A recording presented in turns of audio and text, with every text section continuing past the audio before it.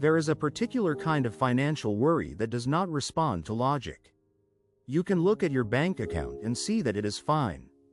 You can know, on some quiet and reasonable level, that the bills are covered, that the mortgage is paid, that the savings are there.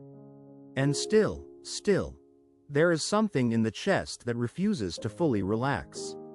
A low hum of unease that does not go away, no matter how many times the numbers come out right.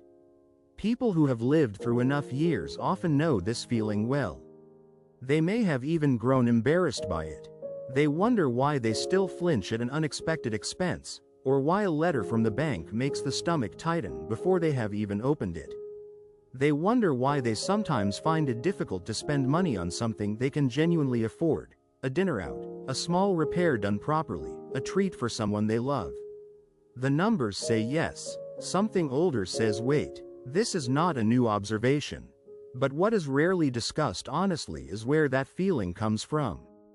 For millions of people who came of age in the 1970s and 1980s, who were young adults, teenagers, or children in households defined by those decades, the relationship with money was formed in a crucible. Not a dramatic one, not a Great Depression or World War. Something quieter than that, but no less real. A slow-burning sequence of economic disruptions that rewrote the rules of ordinary life without anyone calling a meeting to explain the changes. The inflation that made last year's grocery list unreliable. The gas station with the handwritten sign and the long line of cars that barely moved. The neighbor whose factory closed. The parent who came home one evening and said something had changed about the pension. The mortgage rate that made owning a house feel like a gamble with the odds clearly printed in the paperwork. The steady, grinding sense that the world was costing more and promising less. These were not metaphors. They were actual events, lived in real kitchens and real neighborhoods by real people. And they left a mark, not just in memory, but in the body. In reflex. In the way a person reaches for caution before they reach for possibility. Years and decades after the immediate cause has passed. What is worth noting about this kind of formation is how invisible it tends to be. People who were shaped by those decades often do not describe themselves as having been marked by economic trauma. The word trauma feels too heavy for a period that was not, after all, a catastrophe in the historical sense. There were no breadlines. The lights stayed on. Dinner was on the table, if a smaller table than some had imagined for themselves. And so the experience tends to get filed away as simply the way things were, not as something that fundamentally altered the way a person relates to money, to the future, and to the feeling of safety. But it did alter those things. Deeply, and for a long time. This video is about those alterations. It is about what the 1970s and 1980s actually did to the way an entire generation thinks about money. It is not a history lecture, and it is not a therapy session. It is simply an attempt to look honestly at where certain instincts came from, and to offer the understanding that they were not born from weakness or irrationality, but from a world that was genuinely harder to predict than the one that came before or after. Because one of the quieter cruelties of financial anxiety is the way it turns on itself. People who spent decades being careful, responsible, and self-sufficient sometimes end up in their 60s and 70s feeling vaguely ashamed of how anxious money still makes them. They wonder if they missed something.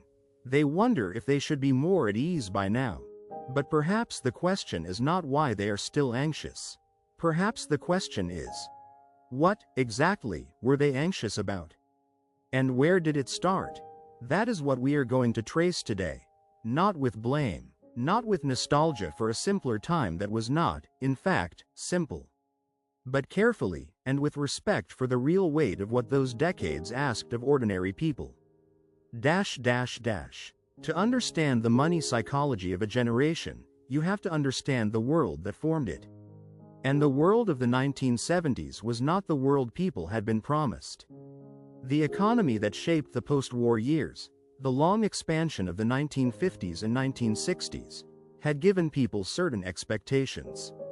Work hard, earn steadily, spend a little, save a little, and the future will be more comfortable than the past. It was not a glamorous promise. But it was a reliable one for a significant portion of the population. Wages rose. Prices were predictable enough from one year to the next. Companies offered defined benefit pensions that promised a guaranteed monthly income in retirement. Banks offered modest but stable savings accounts with interest rates that at least kept pace with inflation. The deal between ordinary workers and the broader economy felt, if not generous, at least honest. You knew what you were working toward. You could picture it. Then came 1973. In October of that year, oil-producing Arab nations imposed an embargo on countries that had supported Israel in the Yom Kippur War. The United States was among them. Almost overnight, the price of oil quadrupled. Gas stations ran dry or began rationing. Lines stretched around the block and sometimes around several blocks. There were odd and even days, based on license plate numbers, determining when you were allowed to buy fuel. The simple act of filling a car, something that had been as routine as buying bread, became uncertain, expensive, and occasionally impossible. For people who lived through it, the gas lines were not primarily an economic event. They were a visceral experience of scarcity, of waiting, of not being sure there would be enough. And that experience embedded itself in ways that statistics cannot fully capture. But the oil shock was not just an inconvenience at the pump. It was a signal that something fundamental had changed in the structure of the economy. Because oil is not simply fuel for cars. It is embedded in the cost of almost everything: manufacturing, shipping, heating, food production, plastics, agriculture. When oil prices spiked, everything spiked with them. And wages did not keep pace. What economists call stagflation arrived. Inflation rising and economic growth stagnating at the same time. A combination that the dominant economic thinking of the era had not quite believed was possible. The tools that governments and central banks had used to manage the economy assumed that inflation and unemployment moved in opposite directions. If one was high, the other would be low. You could fight one by tolerating the other. But stagflation broke that assumption.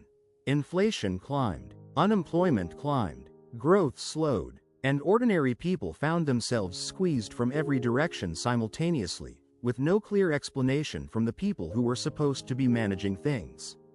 Through the mid and late 1970s, inflation became a persistent companion of daily life. Not the dramatic hyperinflation of historical disasters, but a steady, grinding erosion of purchasing power that made planning feel futile. You could save money diligently for a year and watch it quietly lose real value. You could negotiate a raise and find that the raise barely held pace with what the supermarket was charging by the time you spent it. The numbers in the account stayed the same while the numbers on the price tags kept moving upward. The purchasing power of a dollar you had earned 3 years ago was less than the purchasing power of the dollar you would earn today. For a generation that had been taught that saving was the highest financial virtue, this was deeply disorienting. The very act of being responsible, of putting money away instead of spending it, was being quietly penalized by the system. Then came 1979 and 1980. Inflation in the United States reached somewhere in the range of 13 or 14%, numbers that are difficult to fully feel until you imagine them applied to your own household. Your grocery bill, your heating costs, your car insurance, the rent on an apartment, the cost of a plumber, the price of a child's winter coat, all of it rising at roughly that rate every year, compounding on itself. The value of a dollar you had in your savings account at the start of 1977 had been meaningfully diminished by the start of 1981. The Federal Reserve, under Paul Volcker, decided that inflation had to be broken, and that breaking it was worth severe short-term pain. Interest rates were raised to levels that seem almost impossible from the perspective of today.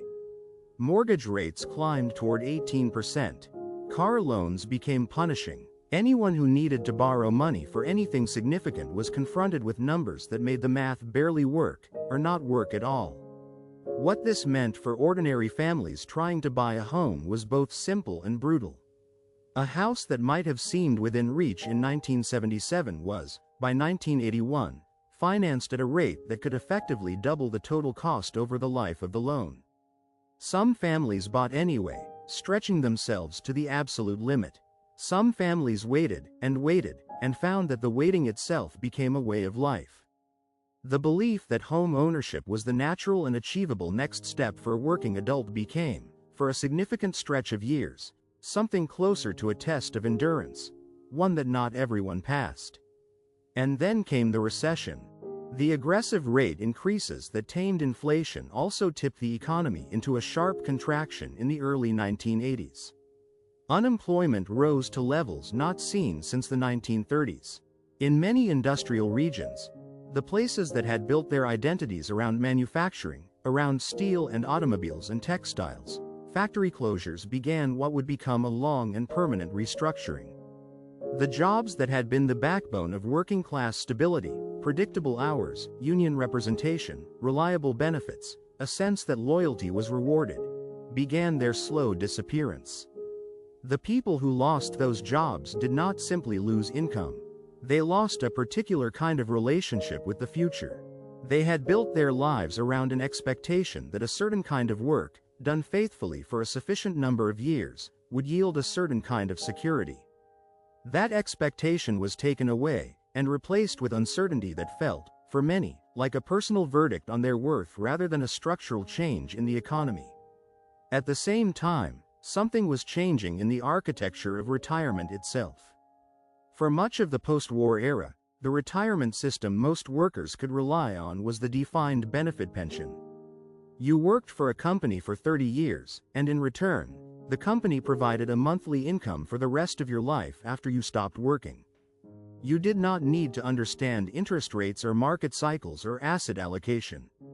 You did not need to make investment decisions or guess about your longevity. The risk of outliving your savings, of markets declining, of the math not working out, all of that risk sat with the employer. The worker's part of the bargain was simpler. Show up, stay loyal, do the work.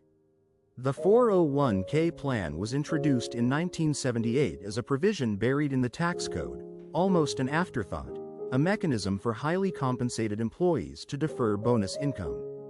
It was not originally designed to replace the pension, but employers recognized it for what it was, an opportunity to shift the burden of retirement savings from the company's balance sheet to the individual worker's future. Through the 1980s and into the 1990s, defined benefit pensions began their long decline in the private sector. Employers froze plans, closed them to new workers, or phased them out entirely.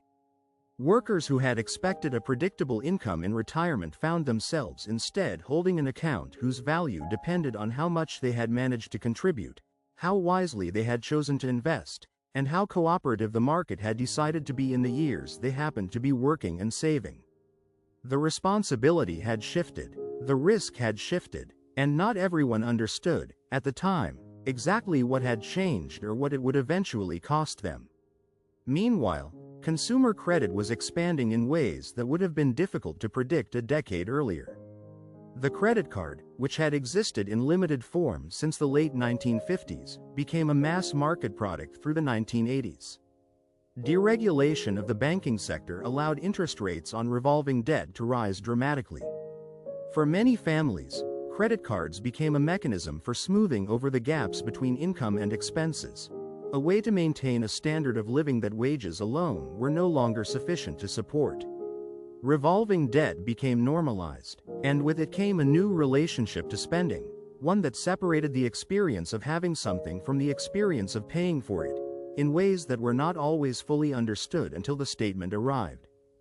What the 1970s and 1980s created, taken together, was a world in which the financial architecture that people had learned to rely on was systematically dismantled and rebuilt on different terms. Not all at once, not through any single announcement or event, but steadily, and with consequences that accumulated quietly until they were impossible to ignore. History, described in terms of economic indicators and policy decisions, can sound clean. The reality was not. The reality was a family sitting around a kitchen table on a Tuesday evening, trying to figure out whether to pay the heating bill or hold it for another 2 weeks. It was a mother who had budgeted carefully for the month and was now staring at a grocery receipt that was $15 or $20 higher than she had planned for. Not because she had bought anything different, but because the prices had moved again. It was a father who came home one evening and explained, quietly and without full clarity himself, that the company had changed the retirement plan and he was not quite sure yet what it meant. For the families living through the 1970s and 1980s, the events described in any economic history were not data points. They were the texture of daily life. They were the reason certain conversations happened at dinner, and certain other conversations were never had at all. They were the reason some children grew up learning, without being explicitly taught, that money was a thing to be careful about. That plans could be disrupted. That security was not a state you arrived at and stayed in. It was something you had to keep working to maintain, because the ground beneath it was not as solid as it appeared.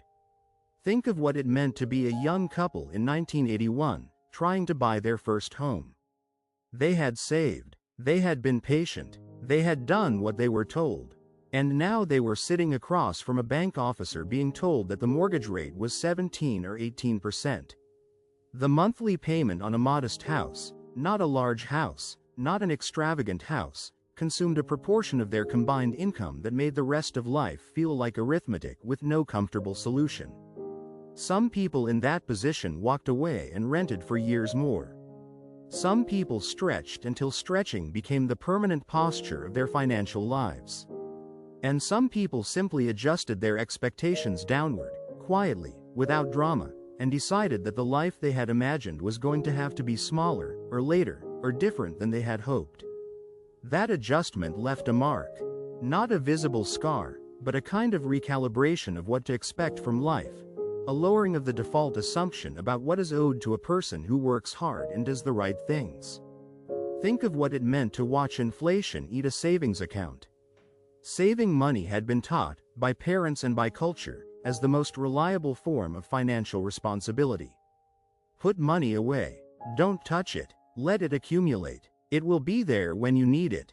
But in an environment of sustained high inflation, savings did not grow in real terms, they shrank.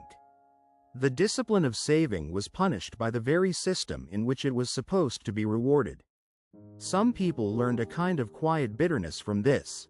Others adapted, moved into harder assets, bought things rather than holding cash, or concluded, not unreasonably, that the formal financial system was not always working in their favor. That conclusion stayed with many of them long after inflation had subsided. And then there was the pension. For workers who had built their retirement plans around the assumption of a defined benefit, a monthly check guaranteed for life, the slow shift toward 401ks was, in many cases, a confusion more than a crisis. The change was not announced dramatically. It arrived in the form of a letter, or a human resources meeting, or a change in the benefits handbook. The language was careful. The implications were not always spelled out. Many workers who were already in their late 40s or early 50s when the shift began did not have the time or the financial education to fully rebuild what the pension would have provided. They contributed what they could. They watched the market move in directions they did not control. And they learned to live with a kind of low-level financial vertigo, the feeling that the ground under retirement was softer than the brochures suggested. What made the pension shift particularly difficult was not only the financial impact. It was the change in the implicit contract between worker and employer.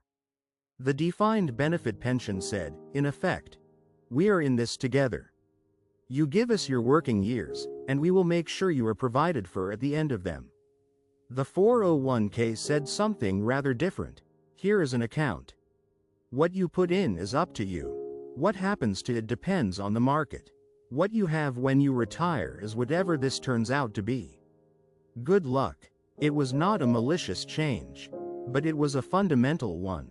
And for a generation that had organized its working life around one set of expectations, absorbing the new ones required a kind of psychological renegotiation that most people were never explicitly asked to do. For the children in those households, much of this was absorbed without conscious attention. Children do not study their parents' financial situation with an economist's detachment. They absorb it the way they absorb everything, through tone, through the frequency of certain conversations, through what gets worried about openly and what gets worried about in silence. A child who grows up in a household where money is a source of quiet, persistent tension does not file that away as a piece of historical information. They carry it in their nervous system. It becomes part of what the world feels like, part of the background hum of what adulthood means and what it requires.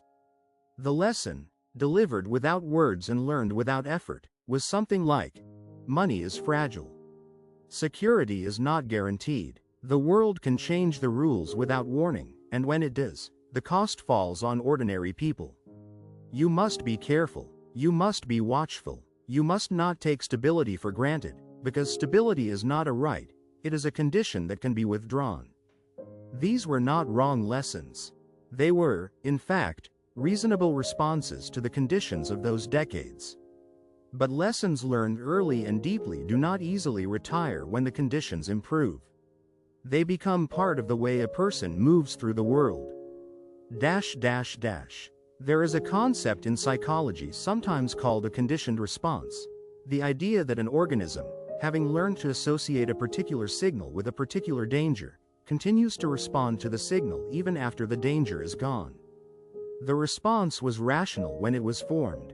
It may no longer be rational in the present.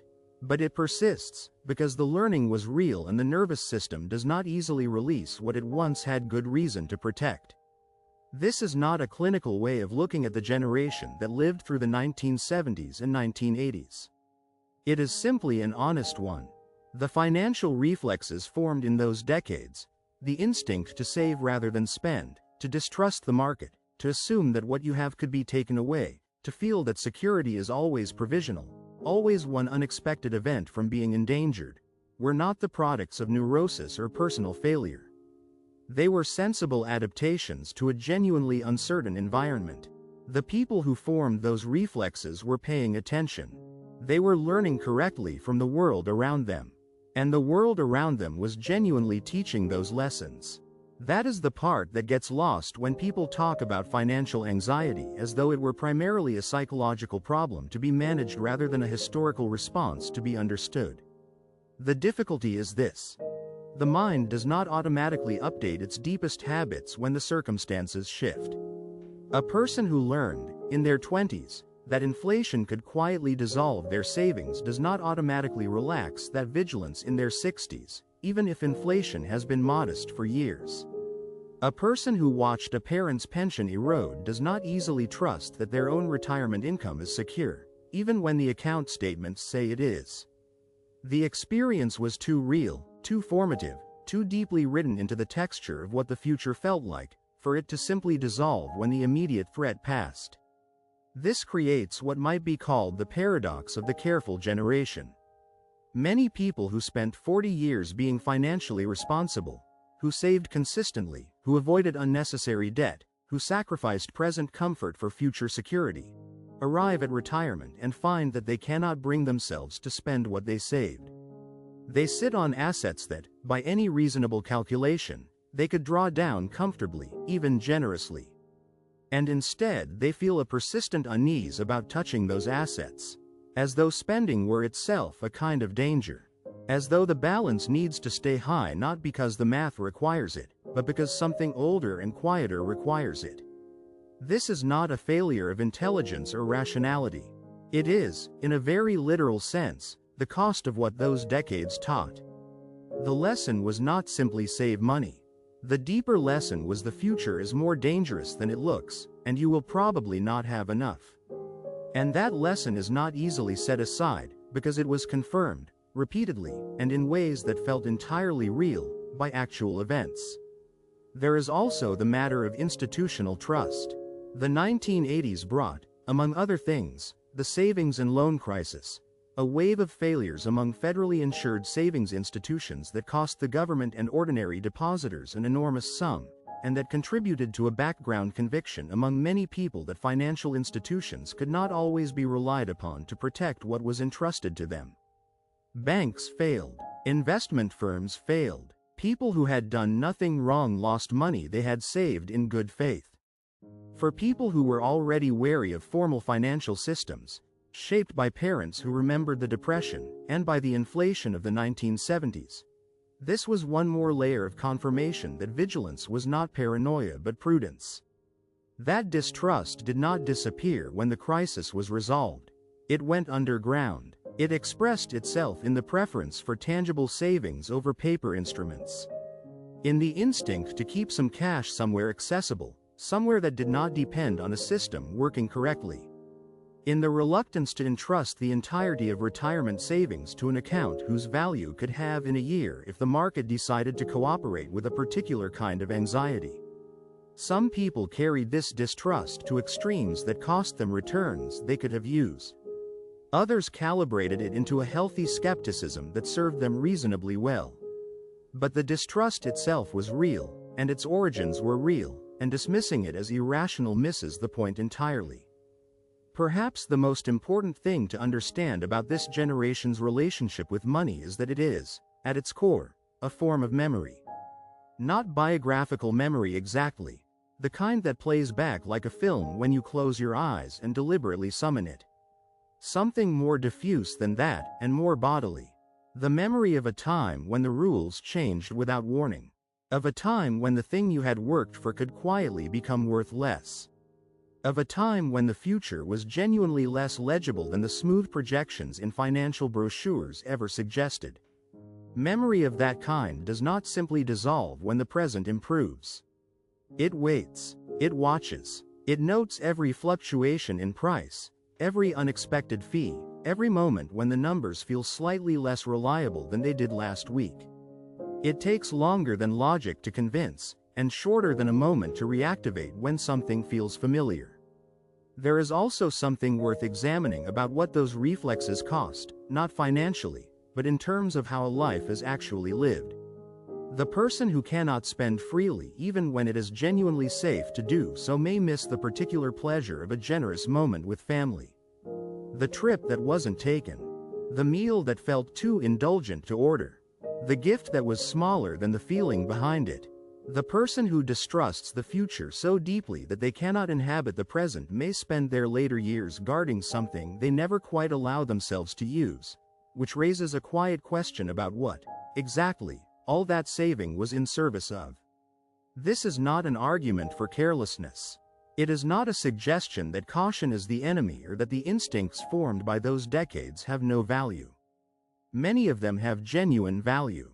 The capacity to live below your means, to delay gratification, to maintain reserves against uncertainty, these are not weaknesses. They are forms of practical wisdom that the culture often undervalues.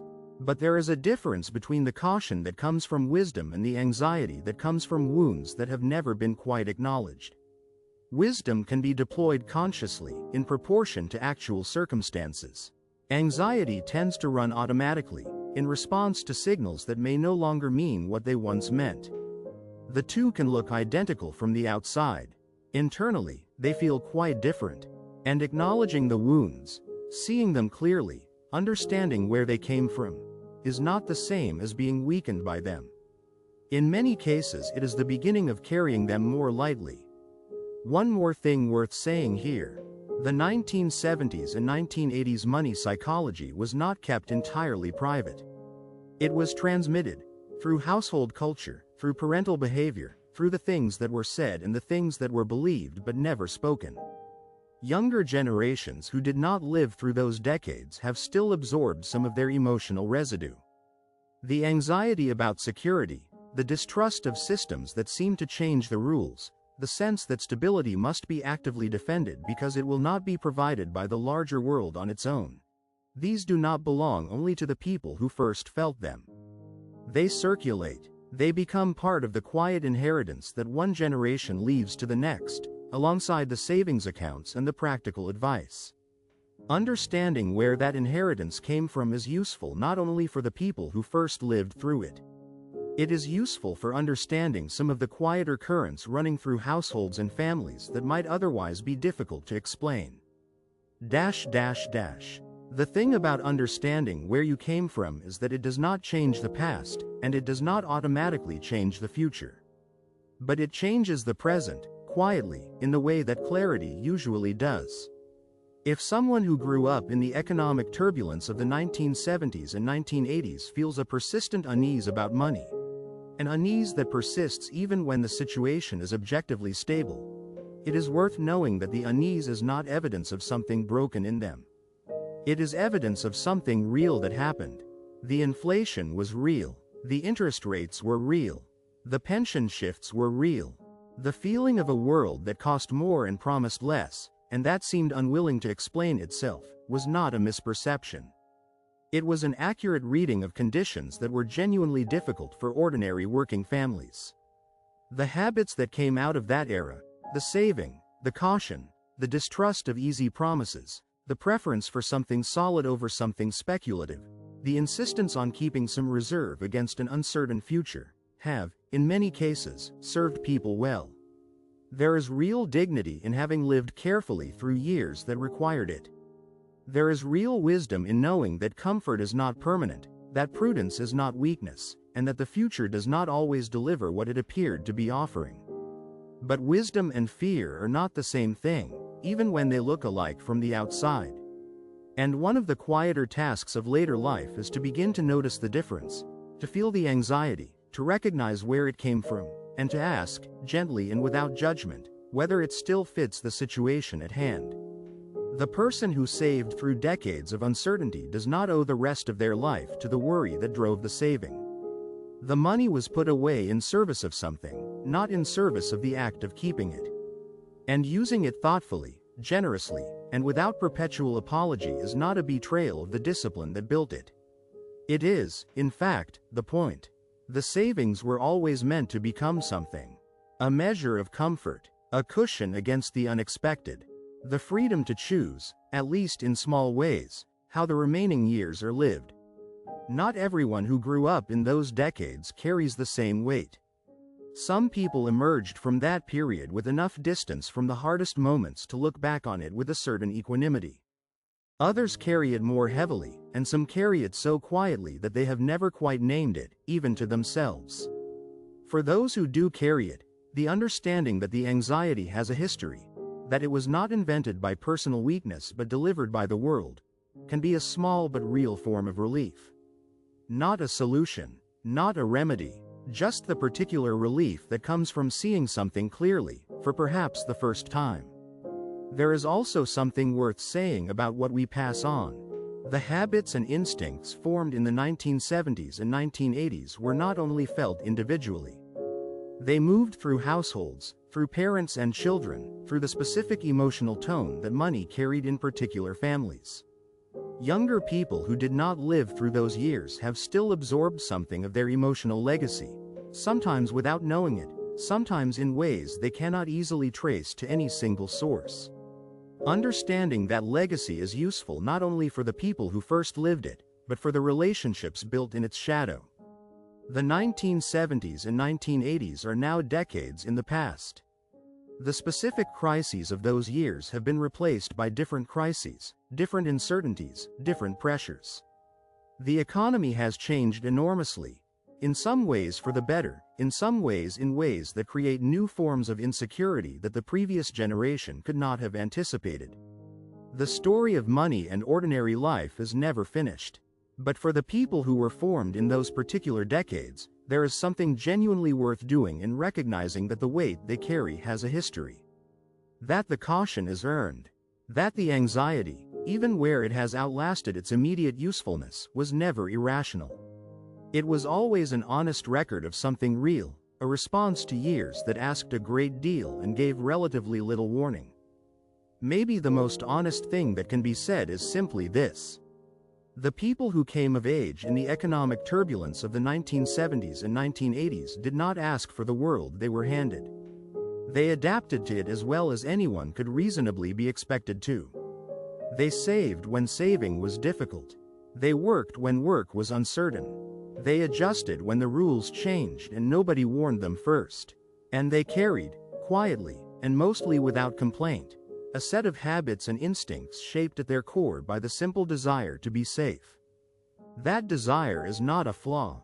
It is a form of care, for the people who depend on them, for the futures they were trying to protect, for the life they were hoping to arrive at on the other side of all that careful, patient, watchful effort. Seeing it clearly, understanding where it came from, holding it with more knowledge than it has always been held with, that does not mean letting it go entirely. It means carrying it with more honesty, knowing it by name, seeing it for what it is, not a failing, not a weakness, but a record of decades that asked a great deal and were answered with a quiet, steady kind of resilience that most financial histories never quite do justice to. That is worth something. It is worth more than most balance sheets will ever be able to say. ###. Suggested thumbnail text. Money never left. The years that shaped U.S. What those decades cost. It started in the 70s. ###. Suggested video description. If you grew up in the 1970s or 1980s, your relationship with money was formed by decades unlike anything before or since. Inflation, oil shocks, high interest rates, the collapse of pensions, the rise of credit, all of it left a quiet mark. This video explores how those economic years shaped an entire generation's deepest instincts about saving, spending, debt, and security.